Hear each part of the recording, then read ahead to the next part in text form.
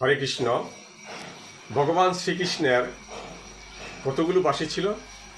ভগবান শ্রীকৃষ্ণের 3টি বাঁশি ছিল এবং সেই বাঁশিগুলোর আকার কীরকম ছিল? ভগবান শ্রীকৃষ্ণের হাতে 3টি বাঁশি ছিল, বেণু, মুরলী, বংশী। বেণু এটি অত্যন্ত ছোট, 6 ইঞ্চি বেশি দীর্ঘ নয়, তাতে 6টি ছিদ্র থাকত। মুরলী এটি দৈর্ঘ্য ছিল 18 ইঞ্চি, তার এক প্রান্তে ছিল 1টি ছিদ্র এবং গায়ে 4টি ছিদ্র থাকত। এটি অত্যন্ত মনোমুগ্ধকর সুর ছিল। বংশী 15 ইঞ্চি লম্বা, তার মধ্যে ছিল 9টি ছিদ্র।